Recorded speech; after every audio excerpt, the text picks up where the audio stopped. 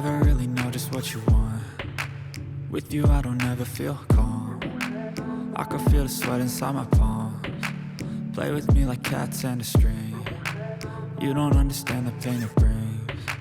You don't ever wanna give me wings. You don't ever wanna set me free. You know I'm addicted to you, and it's twisted, you've been gifted with the evil voodoo. Got me coming back for more, even when I've been screwed. Dolls full of pins, pierce my heart straight through. I got issues in my head, I like you in my bed, but you keep me on red. Oh, everything is like a test, I better not text or I'll come off desperate. What's going on, guys? We're back at it, and we've got the motor inside of the Bronco. It's honestly ridiculous how much space is in this engine bay. We thought that we'd be buffered up against one way or the other, but honestly, this thing fits more than perfect in here. As it stands right now, we've just got it set up on a jack on the front and the back just to be able to see anything close nearby that we need to alter or adjust any of the accessories. And it's got another 4 or 5 inches, we'll show you here in a second, that it can go further back before it even touches the firewall. So we're really happy about that. It's so much space that we think not only are we going to be able to get good weight distribution on the car by moving the engine further back, but we'll also probably be able to put in the original body brace bar that we had to take out. Again, nothing on the frame, just this body brace. Regardless, I think we'll be able to modify this so that we have bolt-in options. So in the event we need to take this out again in the future, we'll easily be able to take this out. So we're really excited about it. Beyond those kind of particularities here, we were looking at primarily the exhaust clearance, the starter clearance, and engine mounts. In the front, that's probably the most key, and then probably the biggest one of those is the oil pan, which I'll get to last. Starting with the engine mounts, to be able to get it rigidly mounted in there. We kind of knew that we were already going to have to make custom engine mounts to be able to do it, but what we think we'll be able to do is reuse the stock supports. These are usually oil-filled supports, and these definitely are as well. So these isolate the motor and stop vibration going into the frame. We think we'll be able to make a rest attached to the motor and then resting on these stock mounts in those stock locations, excuse me. So in essence, we should not have to modify the actual frame of the vehicle whatsoever. It really is a drop-in solution. The other part is the starter. It gets close to one of the engine mounts over here, but it clears. We did some measurements, and when we move this further back, once we do some mods for the entire powertrain here, we think the starter will easily be able to clear it. And then the final key is the headers on either side. So the stock headers, the manifolds from the F-150, not very good. They're cast iron. We definitely are going to upgrade those, as you see. We ended up ripping those off just so we didn't hit anything. So we've got some new headers coming in, and we'll be able to do some test fits with the new headers, make sure they clear.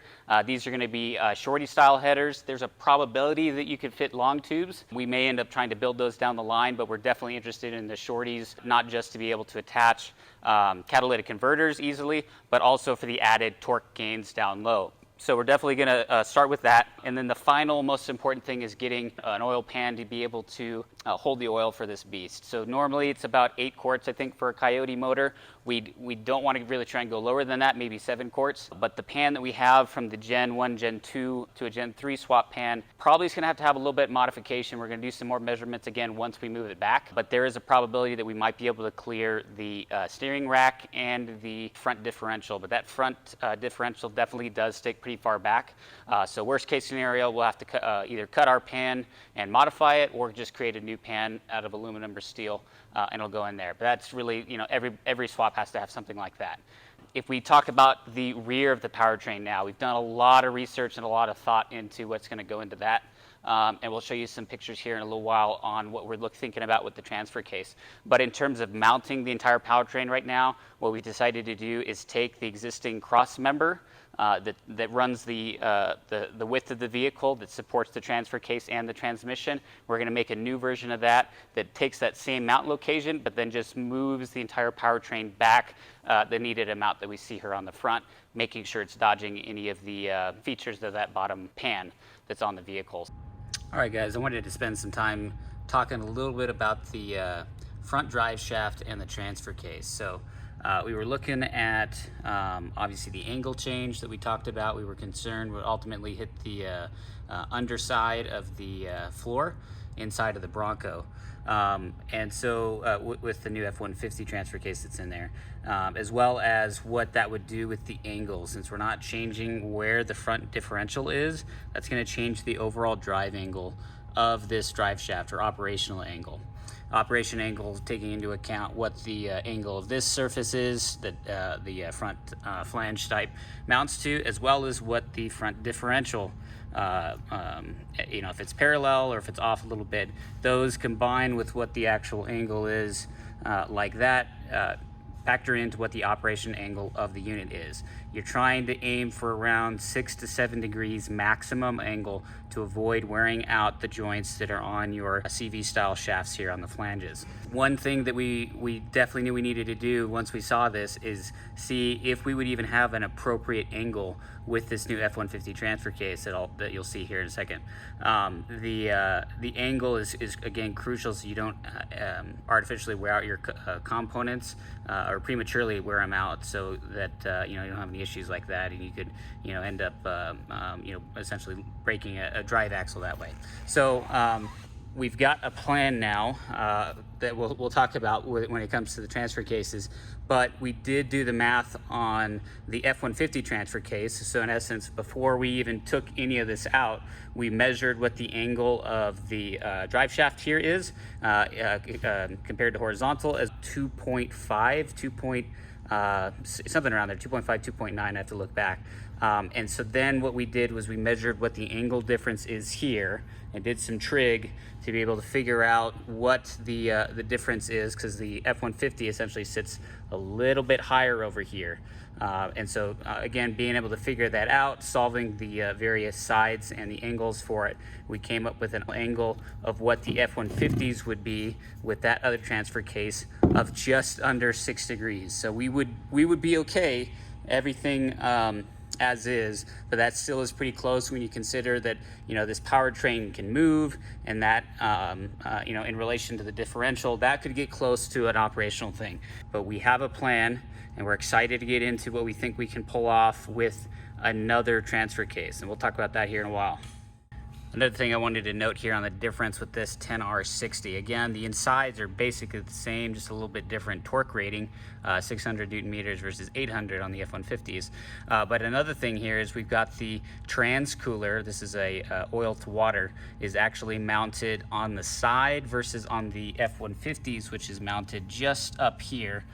Underneath, and it's a much longer cylinder, and I think the cooling capacity is also much higher. The nice part is this gear linkage, which actually clips into the same style that's on the F-150. This is identical, so it's nice that we can reuse this. I think this fill port is different on the 10R80.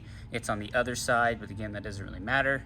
And otherwise, it's the adapter that's on the back and the adapter that's on the front, mating to the motor, that's different on the 10R60. So again, really not ideal to use this transfer case if you guys try and swap anything out into the Bronco. It's weaker, and it has much different kind of unique flanges to the EcoBoost motors and to this specific transfer case. So anyway, we've got a plan for it, and we're gonna show you guys soon.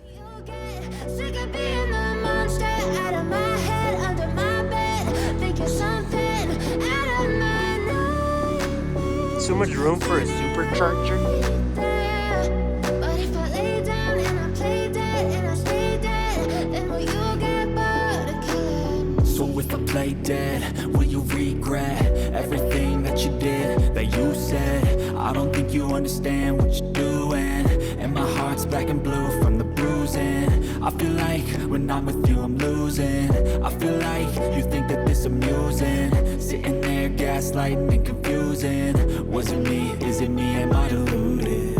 I'm the one who's always sorry, the conclusion. Even though I offer all of the solutions, I wish you loved me like I love you, it's stupid. When I'm alone with you I never feel lucid.